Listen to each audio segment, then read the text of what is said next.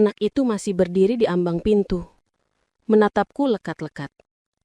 "Ibu, kenapa baru datang?" Ulangnya lagi, lebih pelan, seperti takut jawabanku membuatnya sedih. Aku menelan ludah. Tenggorokan terasa kering sekali. Apa? Apa? Aku hampir tidak mengelurkan suara. "Kamu manggil siapa?" "Ibu." Ia menunjuk ke arahku tanpa ragu. "Kata ayah, kalau ibu sudah sembuh, ibu boleh ke sini. Tapi Bian tunggu lama banget." Bian. Nama yang tadi kutemukan di catatan. Nama yang tertulis di memo dalam tas Indra. Nama yang ada di topi ulang tahun di foto dinding. Ini anaknya. Aku merasakan lututku lemas. Aku bersandar sebentar ke dinding tangga. Anak itu melangkah mendekat. Wajahnya cerah. Bian kira ibu nggak jadi datang. Ayah bilang ibu lagi sakit di kota. Nggak bisa jauh-jauh dari dokter. Jadi ayah nggak boleh bawa ibu ke sini. Tapi ayah tunjukin foto. Ia berlari kecil ke dalam kamar. Lalu kembali dengan sebuah album kecil. "Ini." Aku menerima album itu. Di dalamnya beberapa fotoku dan Raisya. Tapi ada yang aneh. Sebagian fotonya dipotong. Di beberapa lembar, wajah Raisya sengaja tidak kelihatan penuh. Seolah ada yang disembunyikan. Bian menunjuk satu foto. "Ini ibu yang lagi masak ya?" Ia terkikik. Ayah bilang, ibu kalau marah kayak cabai rawit. Kecil, tapi pedas. Aku terpaku. Itu kalimat yang sering Indra pakai untuk menggoda aku dulu. Dulu aku tertawa kalau dia bilang begitu. Sekarang, rasanya seperti ditampar. Ayah bilang, kalau ibu sudah sembuh, ibu bakal sering ke sini. Kita bisa main bareng, makan bareng. Tapi, kok nggak dateng-dateng? Suara Bian melemah. Bian pikir, Bian anak nakal. Makanya ibu nggak mau ketemu. Tangisku yang sejak tadi kutahan langsung pecah.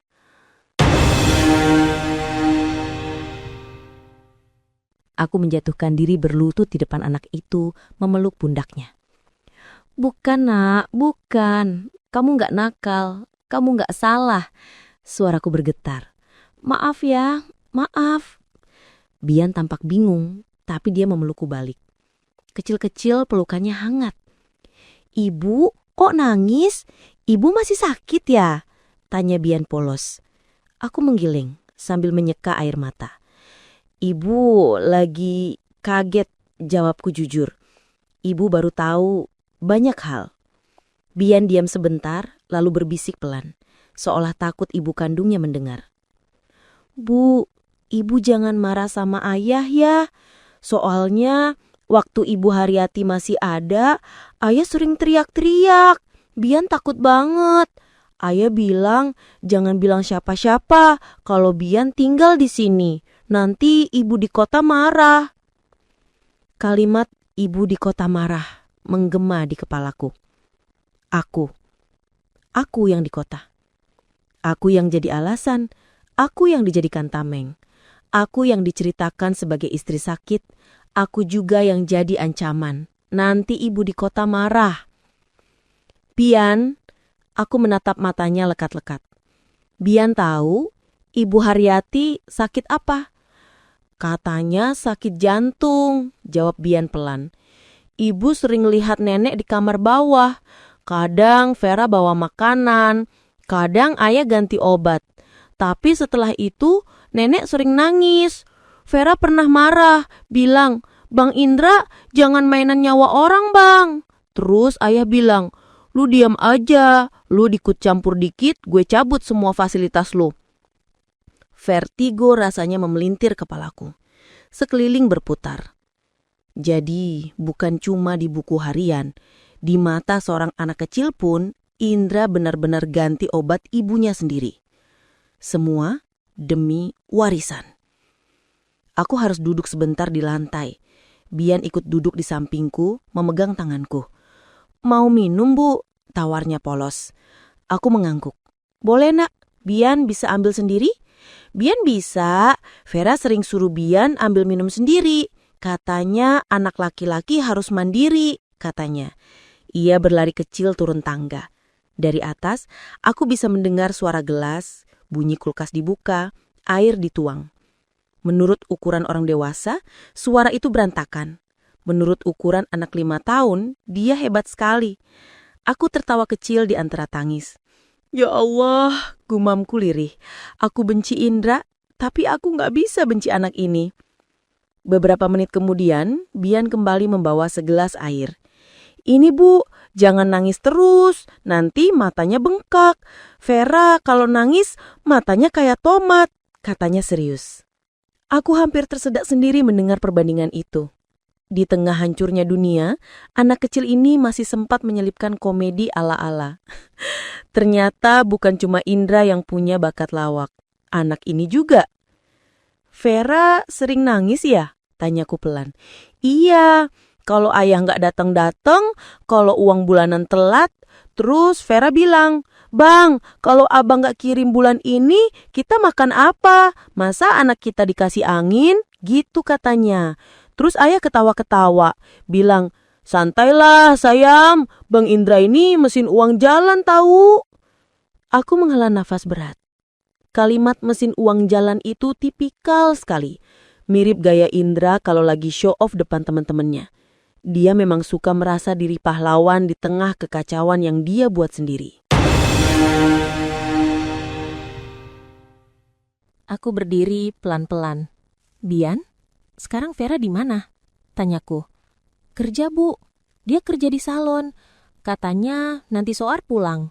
Ayah tadi pagi ada di sini, tapi habis subuh langsung pergi. Katanya mau ngurus ibu yang di kota." "Ngurus ibu yang di kota," ulangku pelan. Aku hampir tertawa sarkastik, ironis sekali. "Bian pernah lihat ayah marah-marah ke Vera?" Bian tampak ragu, tapi mengangguk kecil. "Sering, kalau Vera minta ayah ngakuin Bian di depan siapa tadi? Ibu Haryati. Tapi ayah bilang, 'Gue masih butuh warisan nyokap. Lu sabar dulu. Nanti kalau semua cair, gue beliin lu rumah sendiri.' Vera bilang, 'Kapan? Kapan? Hidup gue habis nunggu abang.' Terus ayah banting gelas."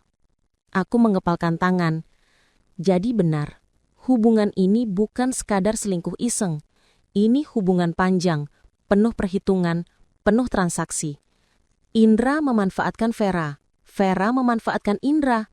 Dan aku jadi latar belakang, figur istri sah yang hanya muncul di cerita jika diperlukan untuk mengancam atau mengelak.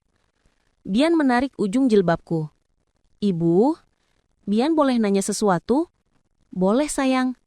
"Ibu, kalau sudah sembuh, ibu akan sering kesini nggak?" tanyanya polos. "Biar Bian punya 2 ibu, Ibu Vera sama Ibu Salma. Boleh kan?" Pertanyaan itu membelah hatiku. Aku ingin bilang, "Ya nggak bisa begitu, Nak. Ini semua salah." Tapi mulutku terkunci. Bagaimana menjelaskan kepada anak 5 tahun bahwa dunia orang dewasa ini kotor, rumit, dan penuh kebohongan? Aku mengelus kepalanya. "Ibu bakal berusaha datang, Bian. Tapi ibu harus beresin dulu satu-satu." Jawabku hati-hati. "Ibu janji ya, ibu gak akan pura-pura lupa sama kamu." Bian senyum lega. "Janji ya?" "Janji." Kami tersenyum tipis satu sama lain. Di momen itu, aku sadar, di tengah tragedi ini, Bian juga korban kebohongan yang sama. Aku turun ke lantai bawah. Bian mengikutiku seperti bayangan kecil. Di ruang tamu, aku menatap lagi foto-foto palsu di dinding. Ada satu foto terbaru, menurutku paling baru. Di situ, Indra memeluk Bian sambil mengangkat kue ulang tahun kecil. Di atas foto, ada tulisan spidol. "Untuk Bian, hadiah ayah, rumah ini nanti jadi punya kamu. Janji." Aku mendesis. Tentu saja, janji, janji. Indra itu paling jago kalau soal jualan harapan. Kalau harapan bisa ditimbang, dia pasti sudah buka lapak di pasar. Aku mengeluarkan ponsel. Satu persatu, aku foto semua bukti. Bingkai foto Indra plus Vera plus Bian, kamar rumah sakit, obat-obatan, botol dengan label terkupas, buku harian Haryati, kursi roda, dan catatan-catatan kecil di dinding. Aku bahkan merekam video pendek dengan suara pelan. Ini rumah mertua saya. 8 tahun, suami bilang rumah ini direnovasi. Nyatanya, rumah ini jadi tempat dia simpan selingkuhan dan anak. Ibu mertua saya dikurung di kamar bawah, dirawat ala kadarnya. Diduga, obatnya diganti. Suara sendiri terdengar asing, seperti reporter kriminal di TV. Sejenak, aku terbayang, kalau ini masuk YouTube, judulnya pasti, 8 tahun dibohongi suami, rumah mertua ternyata markas selingkuhan. Ibu-ibu yang nonton, tulis di kolom komentar deh, tega banget nggak sih? Aku menggeleng, menghalau pikiran itu. Ini bukan konten, ini kenyataan. Dan di kenyataan ini, aku bukan narator, aku korban. Tiba-tiba, suara kunci berputar terdengar dari pintu depan. Klik, pintu terbuka. Bian spontan berseru, "Ibu Vera pulang!" Lalu berlari ke arah pintu. Jantungku melompat ke tenggorokan. Aku refleks melangkah mundur, bersembunyi di sisi rak buku, tapi masih cukup untuk melihat siapa yang masuk. Seorang wanita muda berambut panjang diikat ponytail, memakai seragam salon warna hitam dengan celana jeans ketat, masuk rumah sambil mengelap keringat di leher dengan handuk kecil. Begitu melihat Bian, wajahnya langsung cerah. Anak bunda udah bangun. Kangen nggak? Ia mengangkat Bian, memeluk dan menciumi pipinya. Sekilas, pemandangannya manis. Seperti ibu dan anak manapun. Lalu pandangannya beralih ke arahku. Matanya langsung membesar. Ia menurunkan Bian pelan-pelan. "Loh, siapa?" Suaranya datar, tapi penuh curiga. Aku maju satu langkah, menatapnya lekat. "Nama saya Salma, istri sahnya Indra." Suasana seketika membeku. Kalau ini sinetron, mungkin sudah ada suara duar dan zoom in 3 kali ke wajah kami. Tapi, bahkan tanpa efek dramatis itu pun, ketegangan ini terasa meledak. Vera memicingkan mata. Napasnya naik turun. "Salma?" Ia mengulang perlahan, seolah nama itu familiar. "Istri sah." Bian mengangguk polos dari samping. "Bu, ini ibu yang di kota. Yang ayah bilang lagi sakit, tapi sekarang udah sembuh. Keren kan?" Vera menatap Bian, lalu menatapku lagi. Ada sesuatu di matanya. Campuran syok, marah, dan entah, mungkin sedikit lega. Astaga. Ia mengusap wajah, tertawa miris. "Jadi, akhirnya lo datang juga." Aku mengernyit. "Kamu tahu Apu?" Tanyaku pelan. Vera menghela napas panjang lalu meletakkan tasnya di sofa. Ia melipat tangan di dada, menatapku dari kepala sampai kaki. "Ya tahulah, suami lo itu gak bosen nyebut nama lo. Setiap kali gue minta kejelasan, yang keluar, gue gak bisa. Salma ini, Salma itu. Nanti Salma curiga, gue sampai muak dengarnya." Nada suaranya sinis, tapi aku tidak merasakan kebencian yang diarahkan kepadaku. Lebih ke kejengahan. Aku menarik napas dalam-dalam. "Kalau begitu, mari kita berhenti ngomongin aku sebagai mitos. Sekarang, aku nyata, berdiri di depan kamu." Vera terkekeh. "Anjir, lo ngomongnya kayak di film." Memang hidup gue lagi kayak film. Film jelek, rating 0,5.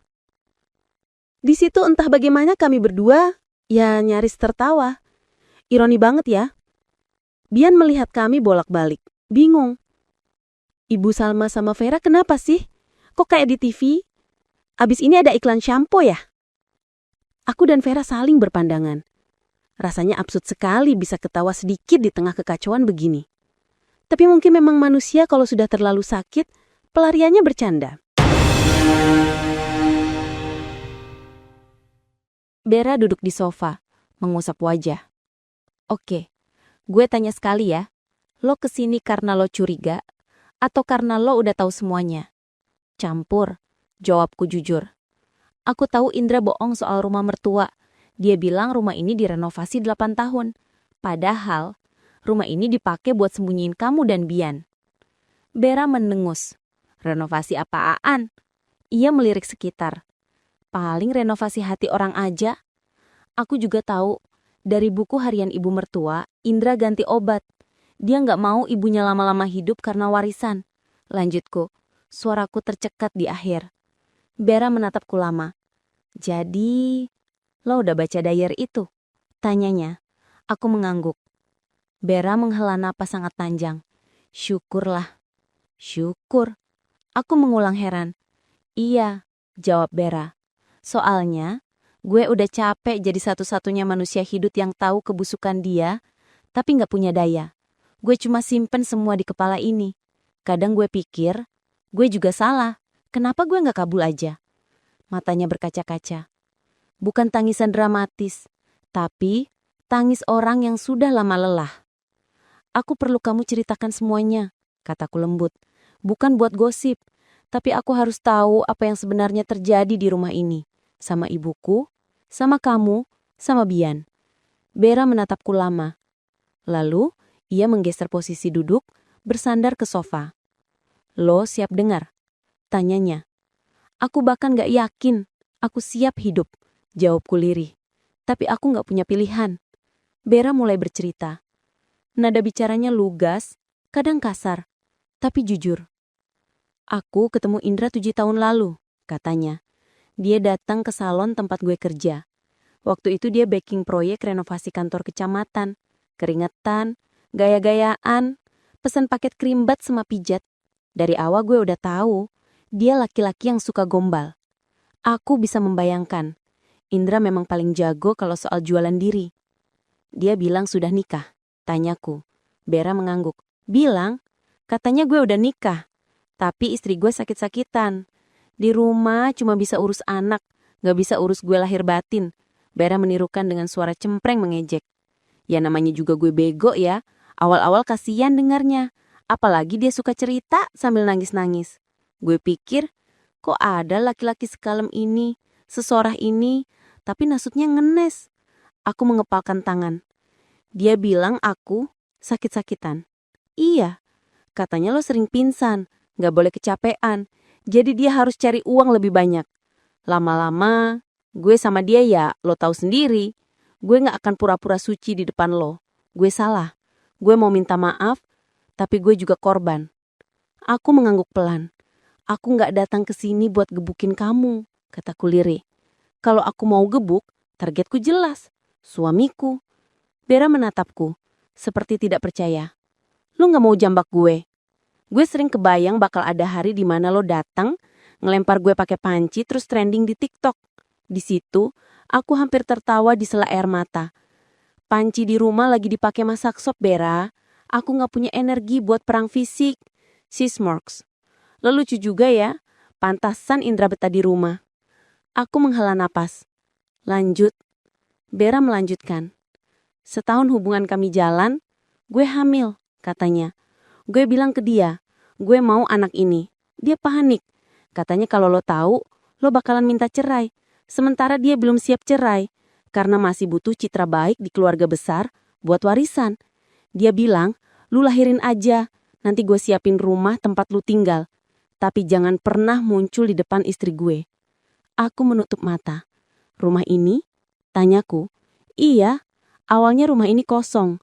Waktu itu Ibu Haryati masih tinggal di rumah satu lagi, yang agak kecil. Setelah beberapa lama, Indra bawa ibunya ke sini. Katanya biar gue bisa bantu rawat, sekalian tinggal sama Bian. Gue pikir ya lumayan. Gue punya mertua, even kalau status gue entah apa. Gimana sikap Ibu Haryati ke kamu? Tanyaku penasaran. Bera tersenyum. Pahit. Dia baik. Terlalu baik malah. Dia gak pernah nuduh-nuduh. Cuma tanya pelan. Kamu benar sayang sama Bian? kalau Indra nggak ada, kamu tetap mau jagain Bian? Gue jawab iya. Mungkin di situ dia sadar, anaknya sendiri nggak bisa dipercaya. Air mataku kembali mengalir. Terus obat? Aku menahan napas. Pertanyaan ini terasa berat sekali. Vera menghela napas panjang. Waktu pertama ibu tinggal di sini, obat-obatan semua diantar dari dokter. Ada jadwal, perawat kadang datang. Tapi lama-lama Indro mulai protes. Katanya, biaya perawat mahal, obat bisa dibeli di apotek biasa. Dia mulai bawa sendiri obat. Dia menatapku. Gue jelasin ya, gue nggak orang pinter, tapi gue bisa baca. Obat yang dibawa Indra awalnya bener, sama dengan yang dari dokter. Lama-lama, labelnya aneh. Ada yang disobek, ada yang ditumpukin label lain. Ibu sering ngeluh. Vera, kenapa setelah minum obat ini dada ibu kayak ditimpa batu? Apa kamu pernah protes ke Indra? Tanyaku. Pernah, berkali-kali. Jawab Vera mantap. Gue bilang, Bang, kalau terjadi apa-apa sama ibu itu jatuhnya dosa besar. Dia malah marah, teriak. Lu jangan sok suci di depan gue. Gue ini yang bayar semua. Kalau bukan karena gue, lu sama anak lu makan apa? Aku meremas ujung jilbab sampai kusut. Puncaknya, lanjut Vera, sekitar 2 bulan sebelum ibu meninggal, gue lihat sendiri dia lagi nyempur-nyempur obat di dapur. Tablet dari botol dokter dihancurin, dicampur ke obat lain. Gue tanya, dia bilang, gue turunin dosis biar nyokap gak kesakitan. Dokter suka lebay. Padahal makin lama ibu makin lemah. Di situ suaranya mulai bergetar. Malam sebelum ibu meninggal, ibu panggil gue. Dia bilang, Vera, kalau suatu hari Salma datang, kasih tahu dia, ibu gak benci dia. Ibu cuma takut dia terluka.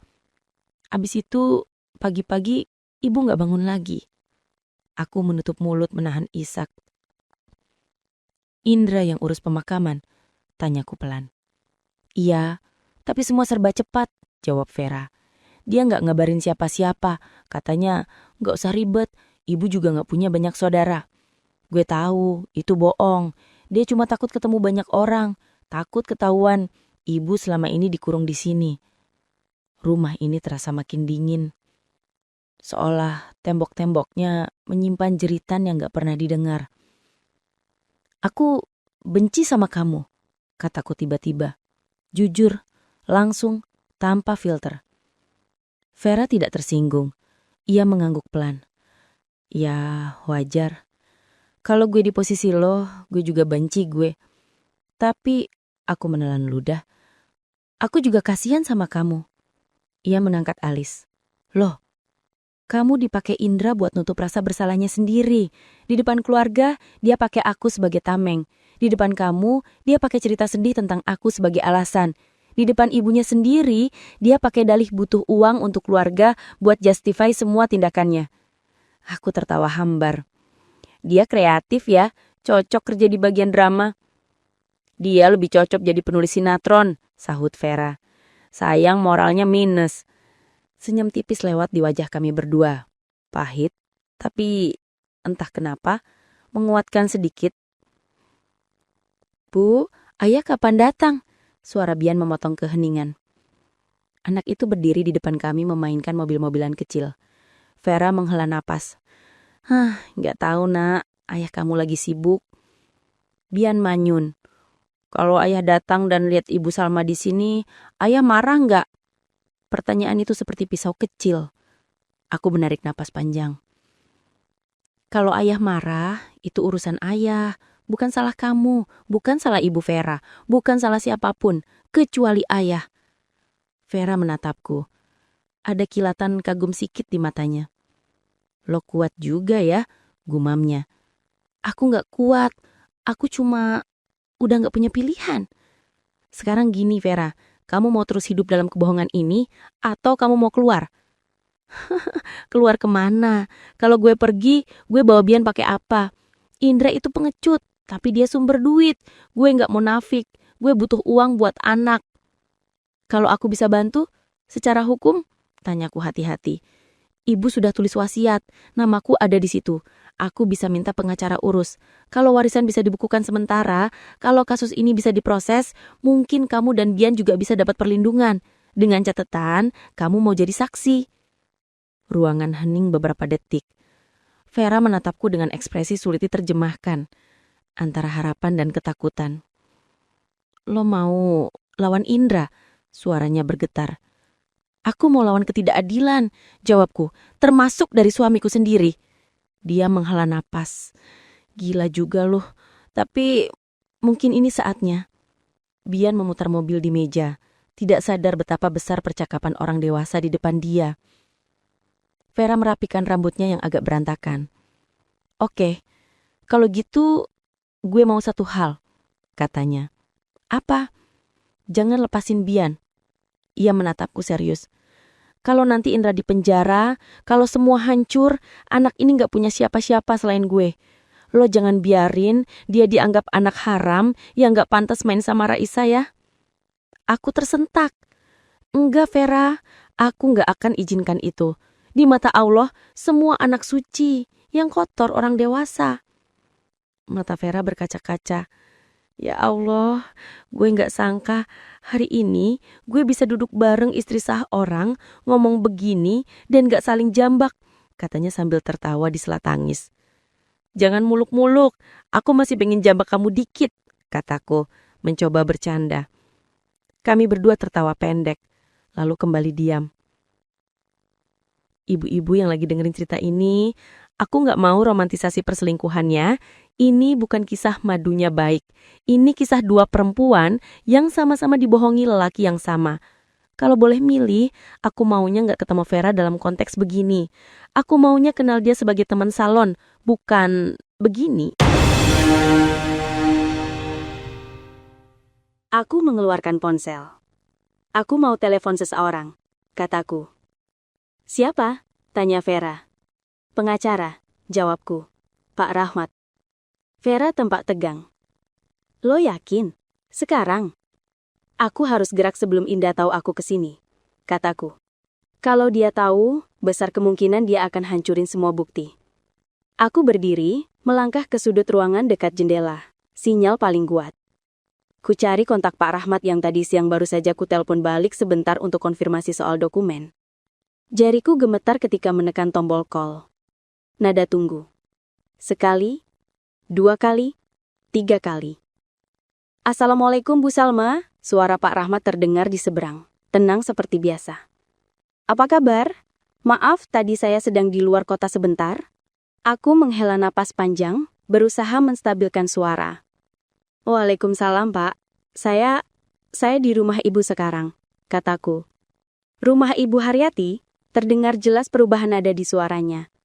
Sendiri, Bu? Tidak, aku melirik ke arah Vera dan Bian. Ada banyak hal yang harus Bapak dengar. Dan mungkin harus Bapak lihat sendiri. Pak Rahmat diam sejenak. Ada apa, Bu? Suara Ibu terdengar berbeda. Aku menelan ludah sekitar 3 kali sebelum sanggup bicara. Pak, saya rasa kematian Ibu Haryati tidak wajar. Saya punya buku harian beliau. Saya punya kamera kecil yang menyimpan rekaman mungkin. Saya juga punya saksi dan bukti bahwa suami saya menyimpan keluarga lain di rumah ini. Aku bisa mendengar Pak Rahmat menarik napas tajam di seberang. Insya Allah saya akan ke sana sekarang juga, katanya mantap. Alamat rumah Ibu masih sama yang diwasiat kan? Iya Pak. Baik. Ibu, jangan pergi dulu ya. Jangan sentuh terlalu banyak barang. Foto saja semua. Kalau bisa kumpulkan bukti, tapi usahakan posisi tetap seperti semula. Saya takut ini bukan hanya soal warisan. Ini bisa jadi kasus pidana. Kata pidana membuatku merinding. Tapi ada bagian kecil di dalam diriku yang merasa lega. Bukan karena aku ingin suamiku sengsara, tapi karena untuk pertama kalinya ada orang dewasa lain di rumah ini yang bisa menamai kebusukan ini dengan bahasa hukum. Baik Pak, jawabku pelan. Sebelum menutup telepon, Pak Rahmat berkata pelan. Bu Salma, terima kasih berani jujur. Banyak orang, demi menjaga nama baik, memilih diam. Ibu, tidak. Setelah telepon ditutup, aku berdiri di tengah ruang tamu, menatap foto-foto palsu di dinding. Vera menghampiriku. Dia mau datang? Tanyanya. Aku mengangguk. Mau. Dan setelah itu, mungkin hidup kita nggak akan sama lagi. Vera menghela napas. Emang selama ini hidup kita normal ya? Aku terkekeh pahit. Juga sih. Di luar, suara motor lalu lalang. Matahari bergeser, cahaya masuk melalui jendela besar, menerangi ruang tamu yang tiba-tiba terasa seperti ruang sidang tak resmi. Aku merasakan gerakan kecil di ujung gamisku. Bian menarikku pelan. "Ibu," katanya. "Iya, sayang. Kalau nanti ayah dimarahin, Bian boleh tetap ketemu ayah?" tanyanya lirih.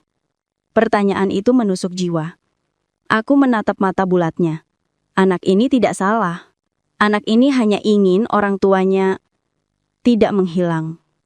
Aku berlutut, mengusap pipinya. Kalau ayah memang salah, dia harus tanggung jawab.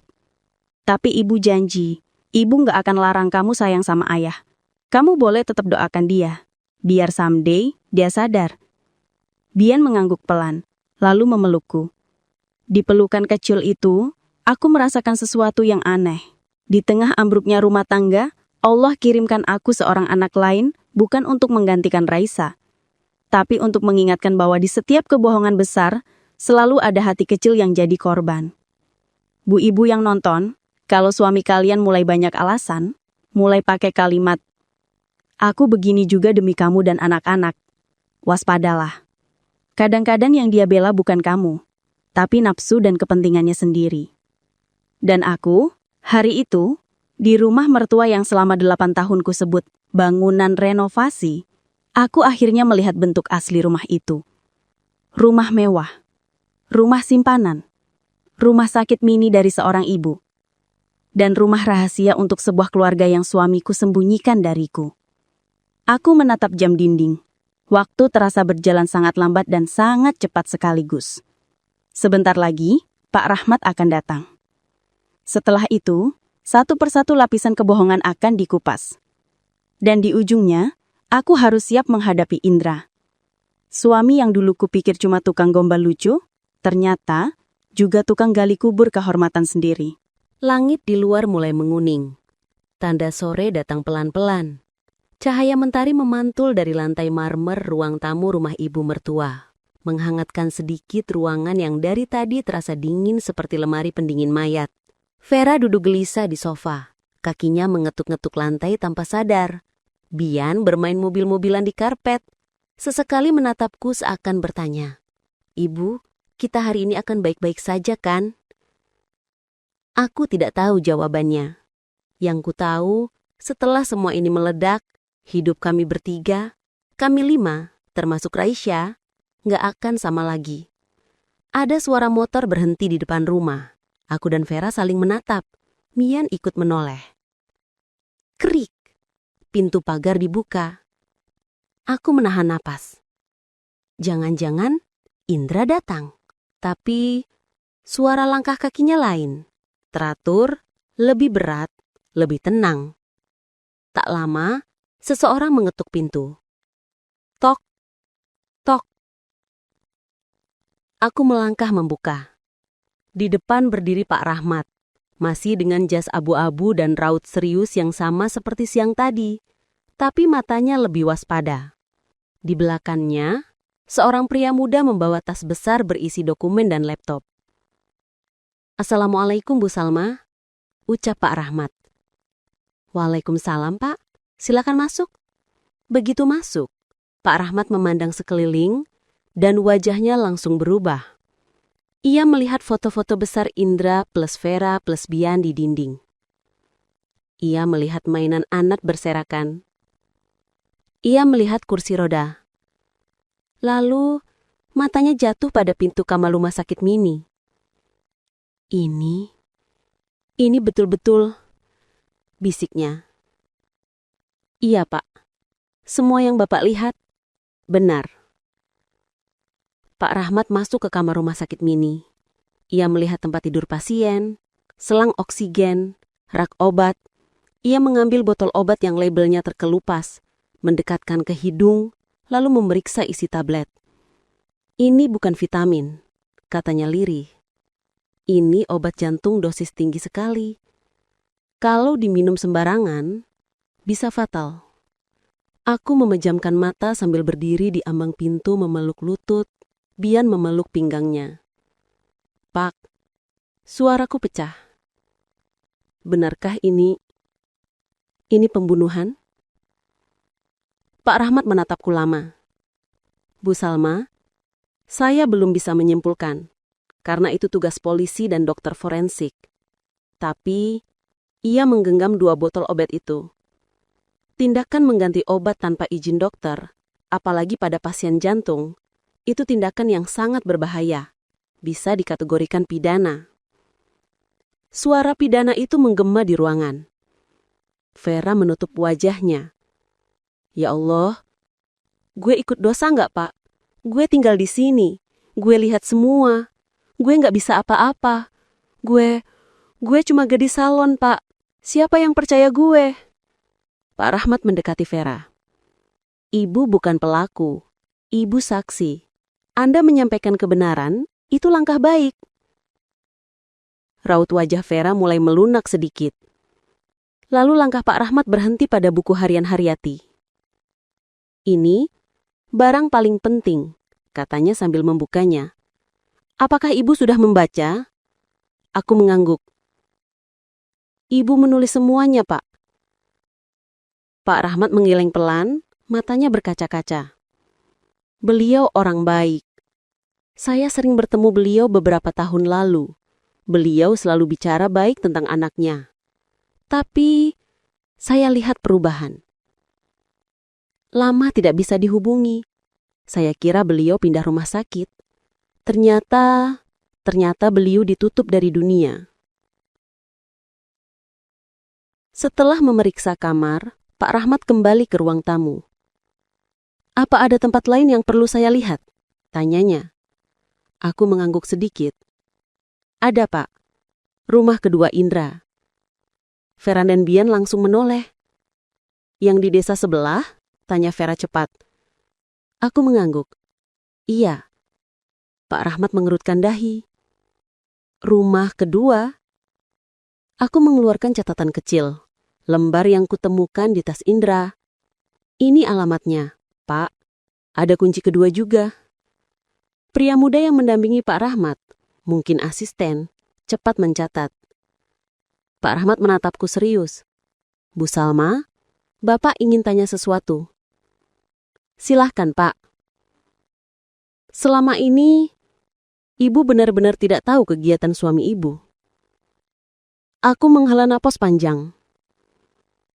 Aku tahu, dia mulai sering lembur. Kata dia, proyek banyak. Tapi saya tidak pernah menyangka sampai sejauh ini. Pak Rahmat mengangguk. Memahami. Ibu tidak salah. Pelaku manipulasi seperti ini pandai menciptakan cerita dan membuat korban percaya. Kalau aku tidak sedang kacau, aku mungkin sudah nangis mendengar kata korban.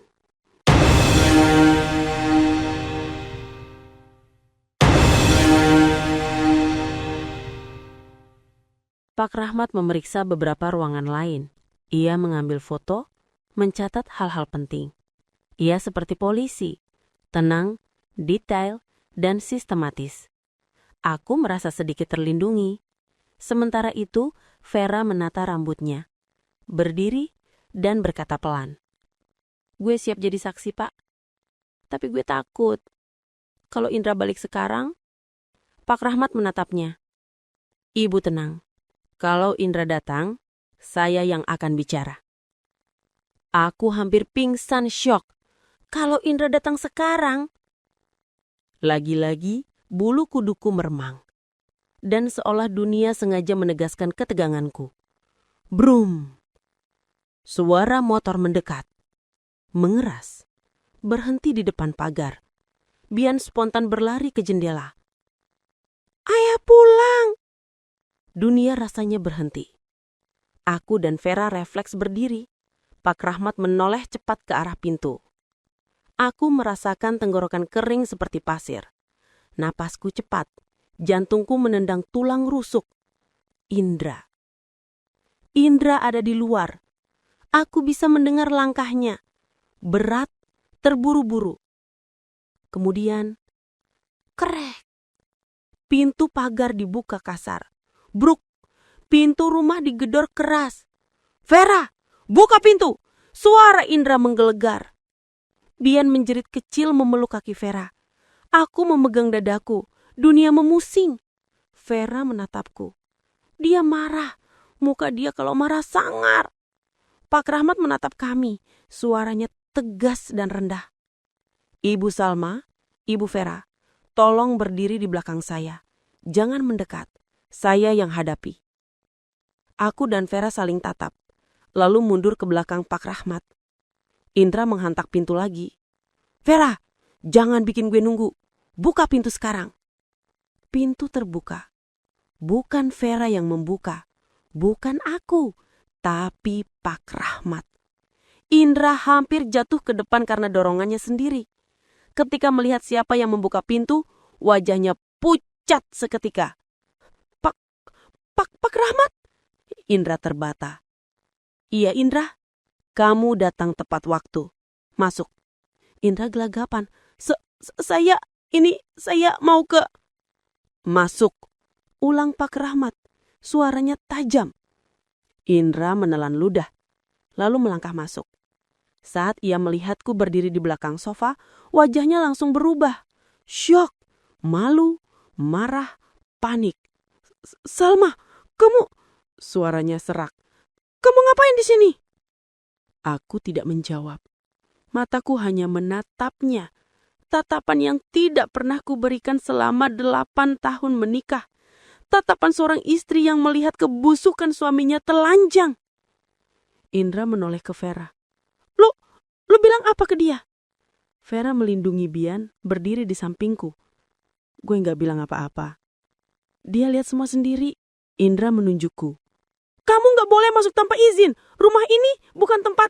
Pak Rahmat memotong cepat. "Indra," katanya dingin, "kamu yang gak punya hak melarang. Rumah ini milik almarhumah Ibu Haryati. Dan mulai hari ini, saya sebagai pengacara beliau mendampingi pewarisah." Indra membeku.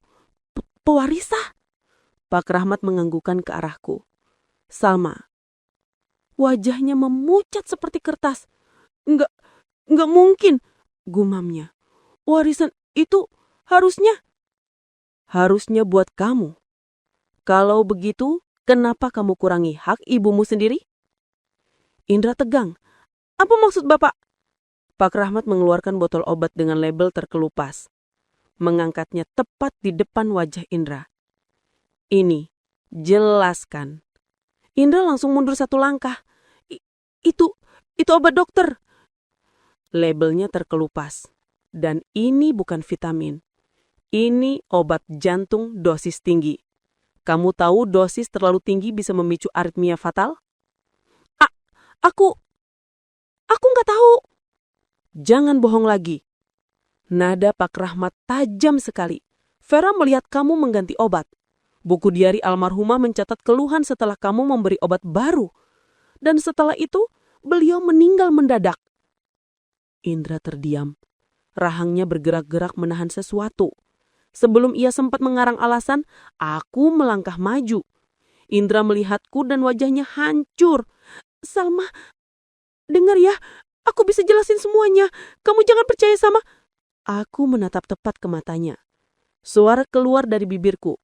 Pelan tapi tegas.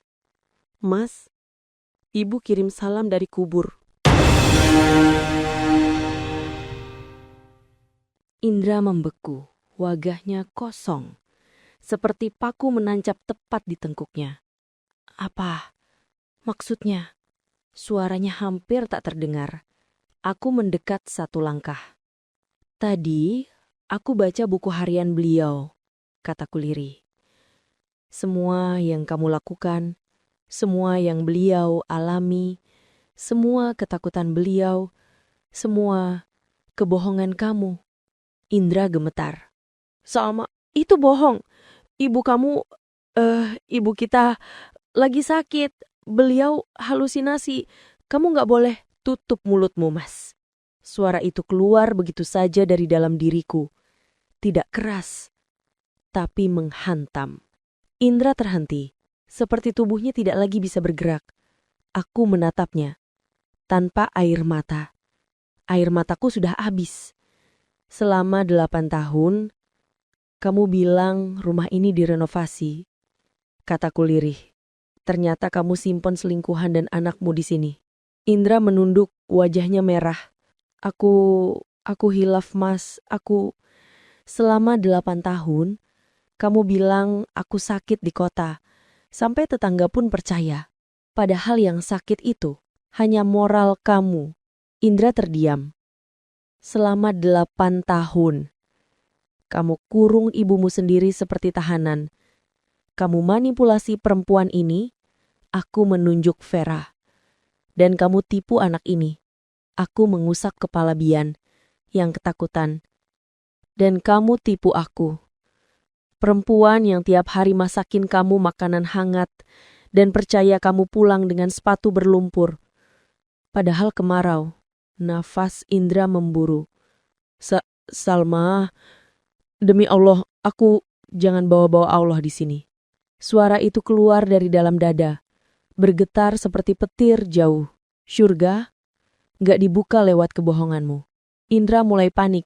Aku cuma ingin semua orang bahagia. Aku punya 2 keluarga. Aku sayang kalian semua.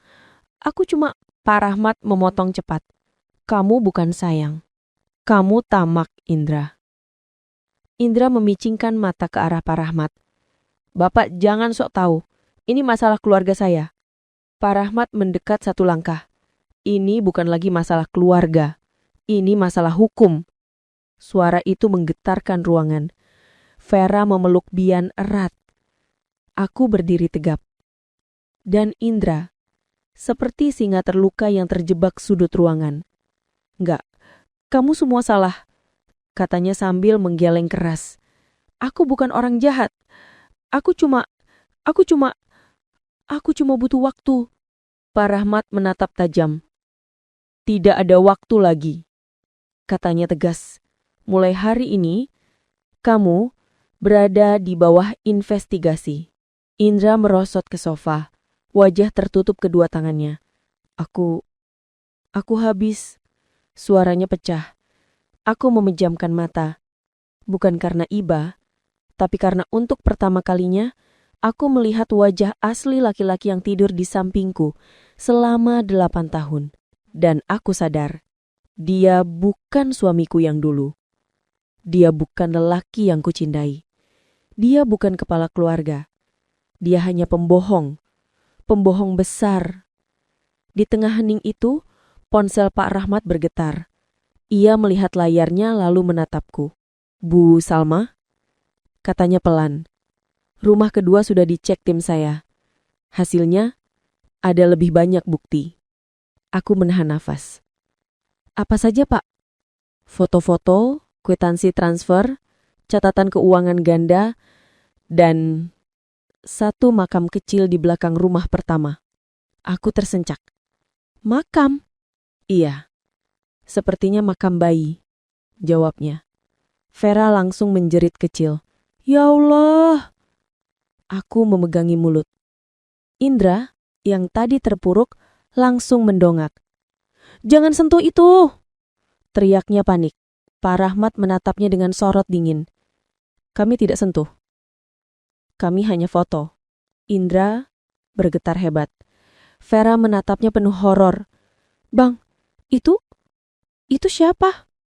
Indra menunduk. Air matanya jatuh. Tapi air mata itu tidak ada artinya bagiku sekarang. Rumah ini, rumah kedua itu, ibu mertua, obat jantung, bayi, semua bergelayut di udara seperti kabut hitam. Sirene polisi itu suaranya beda kalau datang untuk orang lain dan kalau datang untuk suamimu sendiri. Dulu aku sering lihat di berita, ada mobil polisi berhenti di depan rumah orang kaya, tetangga pada ngintip dari balik gorden, semua heboh. Hari itu, aku berdiri di jendela rumah mertua dan melihat mobil itu berhenti tepat di depan pagar. Dan orang yang mereka cari bukan orang lain. Indra. Semua terjadi cepat setelah Pak Rahmat selesai menelpon. Ia menghubungi pihak berwajib, menjelaskan ada dugaan kuat penggantian obat pasien jantung, penelantaran lansia, pemalsuan data medis, penyembunyian saksi, dan penggelapan warisan. Bahasanya rumit, tapi intinya kebohongan Mas Indra akhirnya menyentuh tangan hukum. Tak lama 2 polisi berpakaian rapi masuk ke rumah. 1 berpangkat lebih tinggi, 1 lagi lebih muda. Mereka sopan, tidak meledak-ledak, tapi aku bisa merasakan ketegasan dari cara mereka menatap. "Maaf, kami dari kepolisian. Dengan Bapak Indra?" tanya salah satu. Indra menelan ludah. Itu saya, Pak. Tapi ini masalah keluarga. Nggak usah. Justru karena ini bukan lagi sekedar masalah keluarga. Potong polisi yang lebih senior. Kami mendapat laporan dan bukti awal dari kuasa hukum almarhumah Haryati. Kami perlu Bapak ikut ke kantor untuk dimintai keterangan. Indra tertawa kering. "Pak, saya ini anak tunggal. Saya yang urus ibu saya dari dulu. Kok bisa-bisanya saya dituduh? Tidak ada tuduhan sekarang, baru pemeriksaan," kata polisi itu lagi. "Sabar. Tapi kami mohon Bapak kooperatif." Vera berdiri di sampingku, menggenggam tanganku. Bian memeluk kaki ibunya, wajah pucat. "Bu, ayah kenapa?" bisiknya. Aku menunduk, berjongkok, memeluk Bian pelan. "Ayah lagi dipanggil bapak-bapak polisi," kataku hati-hati. "Bukan karena kamu, bukan karena kita, tapi karena pilihan ayah sendiri." Bian mengangguk pelan. "Nanti ayah pulang kan?" Aku menelan ludah.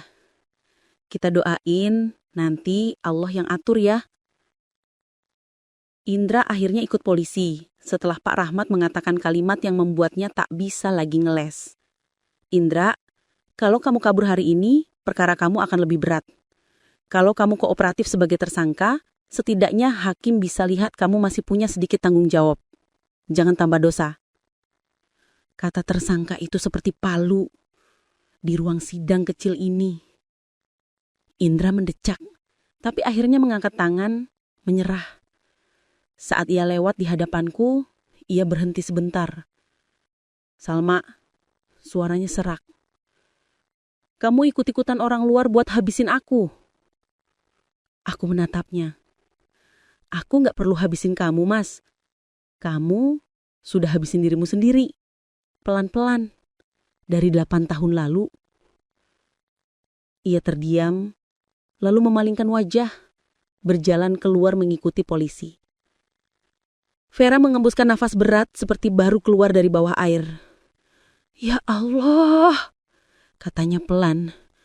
"Aku gak pernah nyangka hari Indra dibawa polisi, gue masih hidup." Aku meliriknya. "Emang kamu kira kamu mati duluan?" Dia mengidik bahu. "Secara mental, iya." Di samping kami, Bian berdiri memandang pintu yang tertutup, matanya basah. "Ayah salah ya, Bu?" Suaranya pelan. Aku mengusap kepalanya. "Ayah manusia. Manusia bisa salah. Tapi kalau salahnya sampai begini, harus tanggung jawab." Hari-hari setelah itu, jujur, blur. Aku bolak-balik dipanggil polisi untuk memberi keterangan. Vera juga, bahkan Bu Susi, tetangga yang dulu sering disapa Indra, ikut dimintai keterangan karena pernah mendengar Indra bilang, "Istri gue sakit parah di kota." Obat-obatan diperiksa. Rekam medis selama ibu mertua dilacak. Dokter yang dulu menangani beliau dipanggil. Kamera kecil yang ibu simpan di bawah tempat tidur juga dibuka isinya. Di situ terekam beberapa momen. Indra masuk kamar membawa obat baru. Vera protes pelan, wajahnya cemas. Ibu mertua mengeluh sesak nafas, memegang dada. Indra berkata, "Sabar, Bu. Kalau ibu sembuh, nanti warisan bisa diurus. Kalau ibu nggak ada, ya lebih gampang juga sih." Kalimat terakhir itu membuat semua orang di ruang pemeriksaan terdiam. Termasuk aku. termasuk Vera. Hanya Pak Rahmat yang tetap tenang, mencatat. Kalimat itu buktikan motif, katanya kemudian. Uang. Tentang rumah kedua di desa sebelah, ternyata itu rumah kecil yang Indra beli atas nama orang lain, dipakai buat tempat sembunyi sementara dan ya, satu makam kecil di belakangnya. Hasil penyelidikan menunjukkan pernah ada bayi lahir dari hubungan Indra dan Vera sebelum Bian. Bayi itu lahir prematur, tidak tertolong. Dikuburkan tergesa-gesa, tanpa administrasi jelas. Vera pingsan ketika fakta itu diungkap polisi. Bian untung tidak tahu. Aku cuma duduk termenung. Kayak nonton film orang lain, tapi tahu bahwa pemeran utamanya adalah suamiku. Proses hukum memakan waktu beberapa bulan. Indra dikenakan beberapa pasal. Penelantaran orang tua, dugaan penganiayaan yang menyebabkan kematian karena mengganti obat dokter tanpa obat dokter dengan bukti rekam medis dan rekaman video. Penggelapan harta warisan dan pemalsuan dokumen. Pengacara yang ia sewa, dia sempat sewa pengacara lain, berusaha memutar balik fakta. Klien kami tidak berniat membunuh. Dia hanya salah paham soal dosis obat. Dia tertekan ekonomi. Dia terjebak dalam situasi sulit. Kalimat yang kalau aku dengar beberapa tahun lalu, mungkin masih bisa aku kasihani. Sekarang, maaf, rasa kasihan dan muakku sudah numpuk jadi satu. Sidang demi sidang aku datangi. Vera duduk di dekatku, kadang menggenggam tanganku di bawah meja. Kami berdua jadi tontonan, istri sah dan selingkuhan duduk berdampingan, sama-sama saksi, sama-sama korban. Wartawan lokal mulai heboh, beritanya muncul di koran kecil. Diduga demi warisan, anak ganti obat jantung ibunya sendiri. Ada satu momen di sidang yang gak akan pernah aku lupa. Hakim bertanya pada Indra, "Saudara mengaku menyesal?" Indra mengangguk pelan. "Menyesal, Yang Mulia. Menyesal karena ibumu meninggal atau karena kebohonganmu terbongkar?" tanya hakim. Pertanyaan itu menggantung di udara. Indra terdiam cukup lama sebelum akhirnya suaranya pecah. Saya nggak tahu bedanya, Yang Mulia." Jawaban jujur yang justru menunjukkan betapa parah rusaknya hati dia. Di akhir proses, hakim membacakan putusan. Indra dinyatakan bersalah dalam beberapa dakwaan, dipidana penjara selama 15 tahun, beberapa asetnya dibekukan untuk proses pembagian warisan yang sah. Rumah mertua secara resmi diwariskan atas namaku sesuai wasiat aslinya. Ruangan sidang hening sejenak. Suara palu terdengar tok. 15 tahun. Aku menarik napas panjang. Ada rasa lega, ada rasa sedih, ada rasa kosong. Vera menatapku pelan. "Lo gimana?" bisiknya. "Aku bukan bahagia lihat dia di penjara. Aku bahagia karena ibu mertua akhirnya dapat keadilan." Vera mengangguk, matanya berkaca-kaca. "Gue juga." Indra menoleh ke arahku ketika hendak dibawa keluar. "Salma," suaranya lemah. Kamu beneran rela aku dikurung?" Aku menatapnya. "Kamu sudah mengurung ibumu sendiri di rumah sakit mini buatanmu. Sekarang, kamu cuma merasakan sedikit rasanya dikurung." Aku menambahkan satu kalimat yang sejak lama menggantung di tenggorokanku. "Kalau kamu ingin keluar, Mas, bukan dari penjara besi, tapi dari penjara nafsumu sendiri. Itu yang jauh lebih susah." Dia menunduk. Untuk pertama kalinya, aku melihat dia tidak punya jawaban. Beberapa bulan setelah putusan, hidup pelan-pelan mencari bentuk baru. Aku dan Raisya pindah pelan-pelan ke rumah ibu mertua, bukan sebagai rumah mewah simpanan, tapi sebagai rumah baru yang ingin kubersihkan dari sejarah busuk. Kamar rumah sakit kecil kubersihkan, tempat tidur besi diambil pihak panti rehabilitasi, monitor jantung disumbangkan, obat-obat kadaluarsa dibawa ke puskesmas untuk dimusnahkan. Yang tersisa, kursi kayu di dekat jendela, tempat ibu mertua dulu mungkin duduk menatap dunia luar yang tidak bisa ia datangi. Di sudut rumah aku membuat pojok kecil dengan rak buku, mengumpulkan buku-buku tua ibu mertua. kitab, buku parenting, novel-novel lama. Aku menempelkan papan kecil di dinding. Pojok baca Haryati. Perpustakaan mini untuk ibu-ibu dan anak-anak sekitar. Setiap sore, beberapa ibu kompleks mulai datang. Ada yang bawa anak balita, ada yang bawa remaja. Mereka baca buku di lantai sambil sesekali aku suguhkan teh dan pisang goreng. Kadang aku bercerita tentang ibu mertua.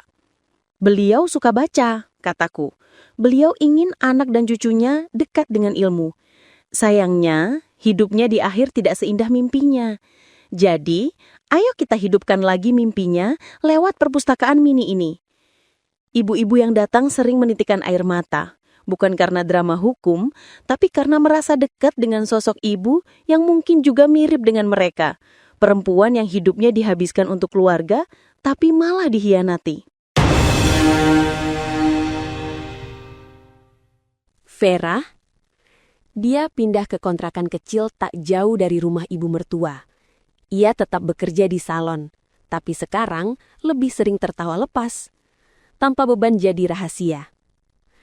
Bian, dia sering main ke rumahku, main sama Raisya. Kadang mereka bertengkar rebutan pensil warna. Kadang mereka tertawa sampai terpingkal-pingkal. Suatu hari, Raisya bertanya, "Bu, Bian itu siapa?" Aku menatap mereka berdua, lalu tersenyum tipis. "Dia, adikmu beda ibu," jawabku pelan. "Kalian punya ayah yang sama." Raisya terdiam. "Kok bisa?" tanyanya polos. "Karena dulu, ayah salah memilih," kataku pelan. "Tapi salahnya ayah bukan salah kalian. Kalian tetap anak-anak yang baik di mata Allah." Raisya memandang Bian sebentar, lalu angkat bahu. "Yang penting, Bian gak rebutan cilok deh. Kalau rebutan cilok, baru musuh." Bian protes, "Lah, kamu yang suka ngabisin saus." Mereka berdua adu mulut kecil. Aku dan Vera tukar pandang, lalu tertawa. Kadang, hidup memang gitu. Di tengah reruntuhan rumah tangga, Allah titipkan tawa anak-anak sebagai plester kecil di hati kita. Suatu sore, aku duduk di depan rak buku, pojok baca Haryati. Di pangkuanku terbuka buku harian ibu mertua di halaman terakhir. Halaman yang dulu tidak sempat kubaca karena terlalu sesak. Tulisan itu agak goyah, tinta menipis. "Salma, kalau kamu baca ini sampai halaman terakhir, berarti kamu sudah tahu semuanya. Ibu cuma punya satu permintaan. Jangan biarkan kebohongan menang. Tapi, jangan juga biarkan kebencian menghabiskan hidupmu. Pilih adil, bukan dendam." Air mataku menetes, tapi hangat kali ini bukan lagi panas. "Bu, insya Allah," bisikku. "Kebohongan Mas Indra sudah runtuh. Dan aku akan berusaha adil. Bahkan ke Bian. Bahkan ke Vera." Aku menutup buku itu, menyimpannya di rak paling atas. Di luar jendela, matahari mulai turun. Langit jingga keemasan. Angin sore masuk membawa aroma tanah dan teh manis. Aku duduk, menatap kamera ponsel yang kuletakkan di atas meja. Kadang, aku rekam sendiri curhatku untuk posting di Instagram atau YouTube. Bukan untuk aib-aiban, tapi untuk jadi pelajaran. Kali ini aku menyalakan kamera, menatap lensa, dalam-dalam. "Assalamualaikum Bu Ibu semua," kataku pelan.